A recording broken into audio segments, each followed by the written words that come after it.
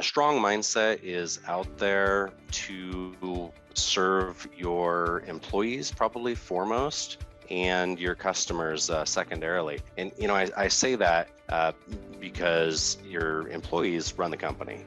Your customers interface with your employees. They don't interface with you, the leader. And you have to have a strong vision and strong convictions and pass that along through your staff in order for your company to be successful. Welcome to Grow Think Tank. This is the one and only place where you will get insight from the founders and the CEOs of the fastest growing privately held companies. I am the host. My name is Gene Hammett. I help leaders and their teams navigate the defining moments of their growth. Are you ready to grow? Today we look at the leadership mindset, what mindset really is, why it matters, and as a founder of a fast growth company, how do you use it to your best advantage? Today's guest is Nathan Miller. He is the founder of Rentec Direct. It is a software for property managers and for those that have a small number of housing units out there, rentals. I have the product. I don't actually use their product, I don't think. My wife runs this portfolio, but I digress. Nathan and I talk about the leadership mindset. One of the things I really like about this is he openly talks about his shift from we're going to create a family culture here and what he actually shifted to and why that matters. So you want to make sure you tune in to this because we really dive into some of the core aspects of leadership mindset that will help you be a stronger leader and drive growth for your company. Now, my job is to help you be not only a strong, extraordinary leader, but also to develop those people around you to be leaders. Now, we've been working with emerging leaders inside of our clients for a few years now, and I'd love to share back with you some of the insights around this. Specifically, there's a huge gap between how prepared people are that move from being a doer to being a leader. Now, we know that when they're a doer, they can actually perform the work, but can they develop others around them? One of the biggest mistakes they make is telling people how to do their work. They know how to do it, but they think they're telling them is the easiest thing possible. And it is easy, but it's not true leadership. You want to coach them. You want to have the kind of conversations that empower them. That is the key to getting others to grow. So if you want to figure out how we do that, all you have to do is go to genehammett.com/emerging leaders, and you will see how we develop leaders, why you want to develop them, and really understand what are the key aspects you need to have and the skills that are necessary in your emerging leaders. Just go to genehammett.com for a short video on what you can need to do to actually develop your emerging leaders. Specifically, go to genehammett.com/emerging leaders. Now, here's the interview with Nathan. Nathan, how are you? I'm doing terrific. Thanks for having me, Gene. Well, excited to have you on the podcast. We're going to have a great conversation about mindset of strong, effective leaders. Tell us a little bit more about your company, Rentec Direct. Yeah, Rentec Direct is a program that I created about 12 years ago out of just a need. I was a small-time landlord at the time, and I needed something to help me out because I was stuck in using spreadsheets and paper, just trying to keep track of everything. I really needed something better. And back then, this was 2007, there just wasn't anything out there that worked for me or that I could afford. And I've got a development background. So I went ahead and created an application that worked for me as a small-time landlord, gave it away for free to any other small-time landlords out there that wanted something similar to help their lives out. And it kind of just like grew on accident. There was suddenly hundreds of people using the platform, and then there was many hundreds of people. And at some point, I decided, maybe I can turn this into something. Hired an employee, created a very small package price for some enhanced features, and turned it into a company. It's a lot different today, though. I tell you, it's grown a long way since that 2007. Well, I will tell you, I don't know if the audience even knows, I have a portfolio with my wife. We have, I think right now, about 21 or 22 units. Not sure how many buildings inside this. Where do you see the market going? I know everyone's kind of thinking there's a recession coming, but then prices are still kind of moving up and interest rates are, of course, moving up and everything. Where do you see the market going? Just your take. Yeah, I think short term, we're in for a bit of a correction. Can't really predict how big of a correction that's going to be. We saw something horrible, back in 2008-ish that a lot of people suffered through. I don't think it's going to be that big of a correction, but we're going to see something. However, most of us that are in real estate, we're not thinking the short term. If I saw a good deal that I think is a good deal today, even though I think there's a correction tomorrow, I'm probably still going to buy it because we all think long term and we want those long term investments. So I'm looking 30 years out. And I think 30 years from now, your investment today, regardless what's going to happen next week or next year, is going to pay off for you. I agree with what you're saying here. I think that there will be some adjustments and turbulence inside this, but if you really focus on long term, and that really makes a good transition because we talk about growing companies. That's a core conversation. We have founders, CEOs. You guys have been on the Inc. list 5 times. Is that correct? It is. We're coming up on our 6th year this year. I even saw some places where you have grown over the years, which gets harder and harder as your revenues grow. Of course, you know the math behind it. You probably going to make it again this next coming list? We're definitely going to make it this year. And I tell everyone the same thing. Everyone wonders, like, how does it get harder every year? And it's because it's compounded growth. You have to grow, if you grow 30% last year, you have to beat that 30% plus, the next year to stay on the list. Plus the competition gets pretty fierce every year. Well, glad to have you on the show here, Nathan. We're going to talk about mindset. So before we go too far with this, what is your understanding and definition of mindset as it relates to leadership? I would have to say a strong mindset is out there to serve your employees, probably foremost, and your customers secondarily. And I say that because your employees run the company. Your customers interface with your employees. They don't interface with you, the leader. And you have to have a strong vision and strong convictions and pass that along through your staff in order for your company to be successful. I went through a phase of this where I offered the impossible question. I'll ask you the same thing. I feel like I probably know the answer, but then again, I've been surprised before. As the leader of a fast growth company, what's more important, your employees or your customers? I think my employees are more important. The real reason behind this question is not just to get you to make a call on it. I call it impossible because it takes both to run a business. But when I have talked with a lot of people, fast growth companies tend to believe that it really is about the employees and their ability to feel engaged, feel supported, feel empowered, and their ability to serve the customers of the company. And the company can put the customers first, but leadership puts the employees first. Do you have anything to add to that? Yeah, I just think you can have, how do you put this? You can have employees with no customers, but you can't have customers without amazing employees. It's a tough one to explain. Sorry, I'm choking up on that one, but I just feel that employees are a company's best asset. And, no matter what a company owns, those employees are what's going to make that company successful, no matter what. I don't care the technology or drive behind the company.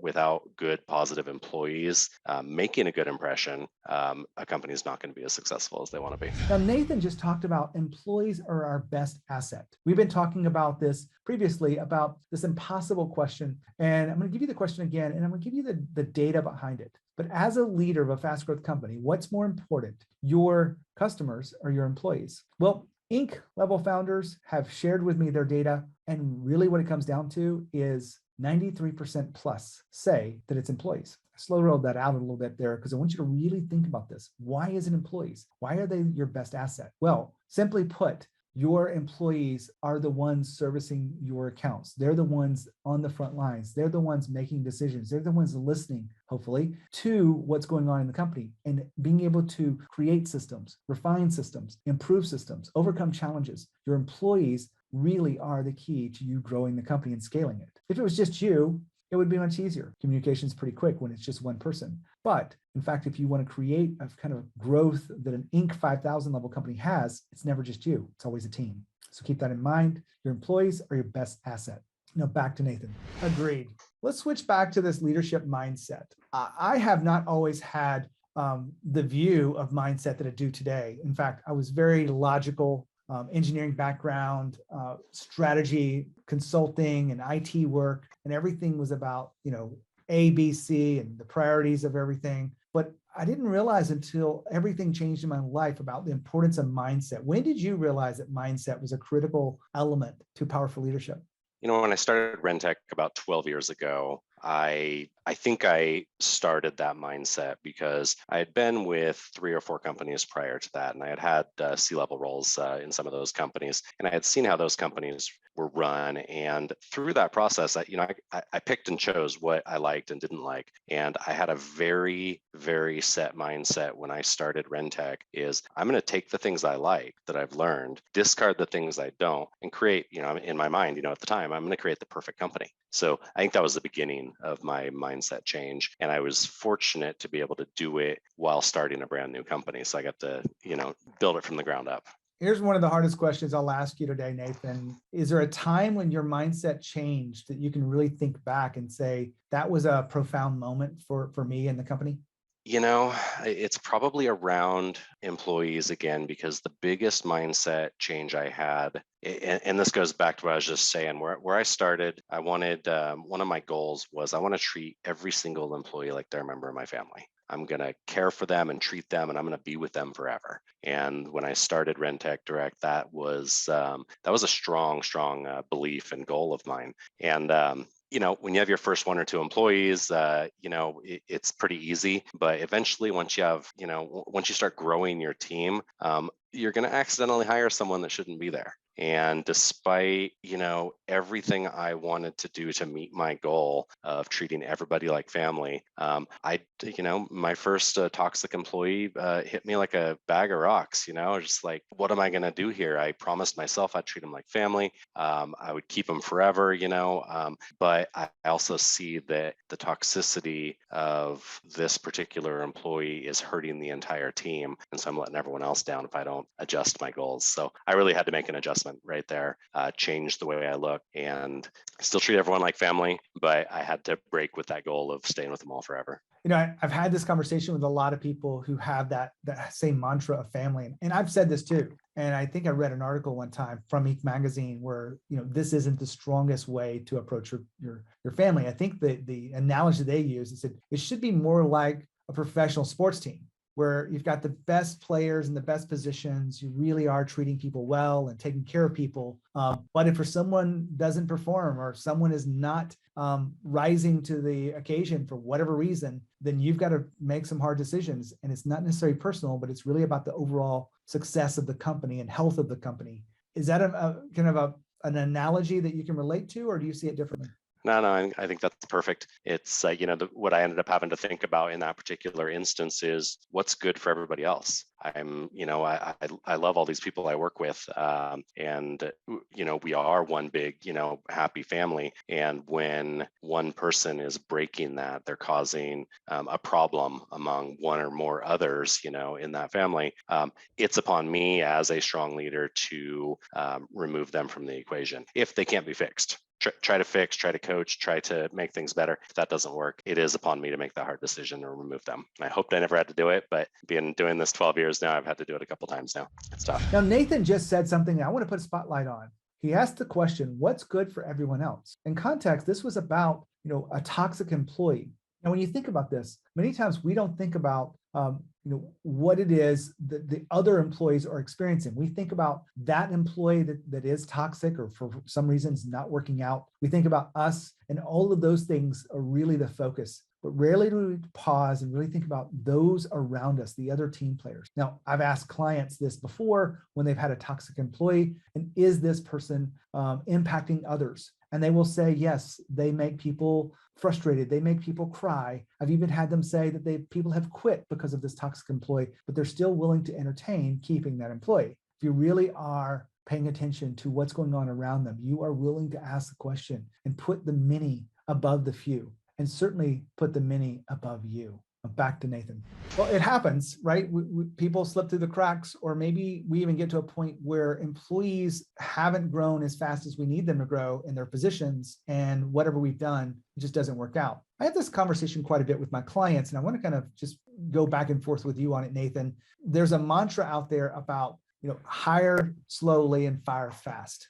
And I actually think that firing fast isn't always the best way to grow your companies, because if you really aren't able to coach people up and really support them, you're missing out on opportunities. And I'm not saying keep toxic people for longer than you should, because that's dangerous as well. But have you heard this mantra about hiring slow and firing fast?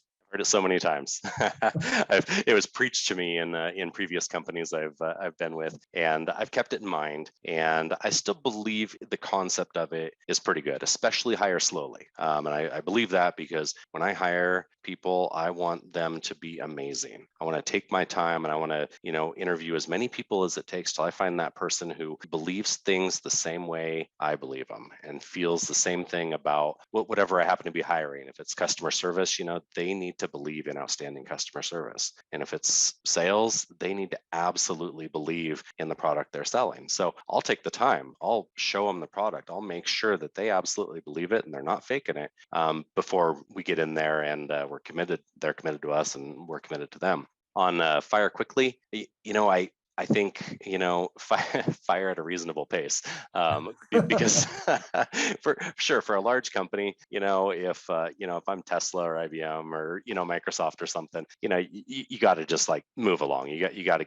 get rid of the bad guys and replace them with someone good. But for a smaller company like ours, I believe in people. They believe they deserve second chances. They probably deserve third chances. If we've made it that far, then it's time to make that quick decision after you've given them the chances and tried to coach them. I like the way you walk us through that, Nathan. So I appreciate you indulging me a little bit with a conversation I have with my clients in the coaching world quite often. I want to get back to this leadership mindset. I know that the way we see the world is really about the way we see ourselves, the way we see opportunities in front of us. One of the things I've known about entrepreneurs is we're very optimistic. You're probably very optimistic about the things you can do and how quickly you can do them, how quickly you make changes to your software and all those things like that. And it gets us in trouble. Elon's a perfect example of this. I don't know how long we're waiting on this truck and the next thing that he's got promised on the Tesla Roadster and all the other stuff are going on. It just takes a lot longer. How is your optimism as a leader? I would say it's strong. The same thing here. If I was building a starship to go to Mars, I too would say it can be done in 2 years because that's how quickly I want it to happen. But I've been through. We're a development company. We've got developers who write the software, and one of the rules in development, which I've slowly gotten used to, is whatever they say it's going to take, multiply it by 3 or 4 because that's really how long it's going to take. And I will tell you, with the absolute honest truth, that is the case every single time. If they say a week, it's going to be a month, probably 2 months. But despite that, I remain optimistic. It might be because I've got that history of knowing the actual timeline of things, but I remain optimistic that we're always going to be doing something better. Whatever we have in the pipeline is going to be released, when it's supposed to be released within, my reasonable expectation, and I give it a pretty good buffer there too. As it relates to a leadership mindset, is there anything you do on a regular basis to help you stay sharp or stay really powerful in the way you think and see the world? I try to read a lot, but not in the way that most people read. Most people have got, a bookcase of books behind them. And I've got a couple of books that I've enjoyed, but I tend to read, the internet, the various blogs, that are talking about whatever I happen to be interested in at the time.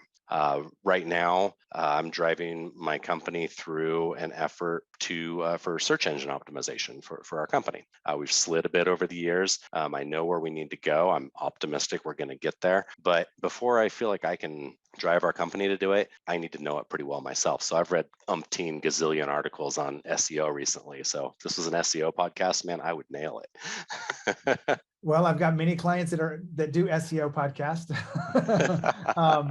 Maybe I can connect you with them. Nathan, as we begin to wrap up today, we've been talking about leadership mindset. We've asked you, one place where you change your mind. What is the strongest mindset that kind of dominates your principles of leadership? Is there something you can put words to about that strong mindset? I think it boils back down to our employees again. And my heart has a goal and a drive to make sure that every one of our employees has an amazing life. And that goes beyond our company. It goes beyond the paycheck that they get from our company, although that helps. So when I'm making decisions for our company as a whole, whether it's to decline the, funding that people keep offering us or whatever it may be, that comes from the heart with a goal to better our employees' lives. So if I can make a decision anytime I've got a Y in the road to go, one way or another. A lot of it's around company growth, but is that company growth going to help our employees? Are they going to have better lives because of this? And are we going to meet our goals of, having healthy families, a healthy work-life balance? Is everyone here going to own a home? These things that I feel like everyone needs to do in their personal life. It all starts here because they spend half their time here, maybe more sometimes. And we are what enables our employees to have that lifestyle. So I want to make sure that, we're doing that. Now, I know you have a small team, Nathan. You said about 16 employees. You've made the list many times, so you're probably adding to the team as you carefully, as we talked about. When you find that an employee's mindset isn't quite aligned with what's in front of them, maybe the confidence it takes to do something they've never done before, do you have an approach for that helps them to see that it really is a mindset issue and not just a tactical or strategic thing? Usually it's me personally getting involved. Again, because we have 16 employees, I have that opportunity where I can know every employee. And if there's something like that coming up, I am more than happy to sit down, go over whatever the challenge is, talk about, maybe how I would do it or how we could do it or how we can collaborate on it. Or, in some cases, it's how can we get you out of this project? Because if this isn't something that you like to do, I want someone who does like doing it. So, we've transitioned people from department to department because they enjoyed doing something. They learned, in working here, they enjoyed doing something else better. So I'll encourage someone to do that if that's going to make them happier working here. Nathan, thanks for being here. We've been talking about the leadership mindset as it really relates to growing your company, and I really appreciate your wisdom. I appreciate it. Thank you for having me. Wow, what a great interview. I love talking about the leadership mindset and really the details that he shares about him changing his mind and about him developing a different way of seeing the world. And I really wanted to highlight him on this show because I really believe leadership is very important for the growth of your company. In fact, it's the most important thing, because if you don't have the right mindset, you will not see what's opportunities in front of you. You won't execute the way you need to. You want to make sure that you have that right mindset. And today was all about you tuning that mindset out. So if I can help you in any way, make sure you reach out to me, Gene@genehammett.com. And when you think about leadership and you think about growth, think of Growth Think Tank. As always, with courage. We'll see you next time.